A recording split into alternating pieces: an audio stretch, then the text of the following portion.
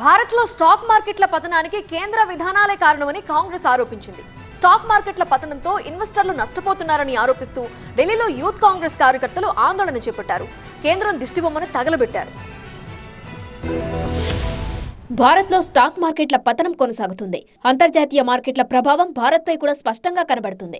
Stock మార్కెట్ల పతనంపై భారత్లో youth Congress ఆందోళన చేపట్టింది. ఢిల్లీలో యూత్ కాంగ్రెస్ కార్యాలయం ముందు తీవ్ర ఉద్రిక్తత చోటు చేసుకుంది. గత పార్లమెంట్ ఎన్నికల ముందు స్టాక్ మార్కెట్లలో పెట్టుబడులు పెట్టాలని కేంద్రం చెప్పడంతో చాలా మంది పెట్టుబడులు పెట్టి నష్టపోయారని యూత్ కాంగ్రెస్ నేతలు ఆరోపించారు. కేంద్రం కారణంగా ఇన్వెస్టర్లు 90 లక్షల కోట్లు నష్టపోయారని ఆరోపించారు. కేంద్రం దిష్టిబొమ్మను ఆందోళనకారులు తగలబెట్టారు.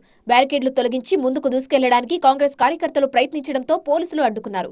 అమెరికా అధ్యక్షుడు ట్రంప్ ట్రేడ్ వార్ స్టేట్మెంట్స్ అన్ని మార్కెట్లలో ప్రకంపనలు రేపుతున్నాయి. మెక్సికో, కెనడా నుంచి దిగుమతులపై సుంకాలు విధిస్తూ మార్చి 4 నుంచి అమలు చేస్తామని ట్రంప్ ప్రకటించారు. తాజా ప్రకటనల్లో చైనా దిగుమతులపై 10% అదనపు సుంకం కూడా విధిస్తానని స్పష్టం చేశారు. యూరప్ పైన 25% సుంకాలు ఉంటాయని పేర్కొన్నారు. భారత్ పై కూడా సుంకాలు విధిస్తామని తరచుగా హెచ్చరిస్తున్నారు. మార్కెట్లు పతనమవుతుంటే ఇన్వెస్టర్ల ప్రయోజనాలు కాపాడడానికి కేంద్రం ఎలాంటి చర్యలు తీసుకోవడం లేదని విపక్షాలు విమర్శిస్తున్నాయి.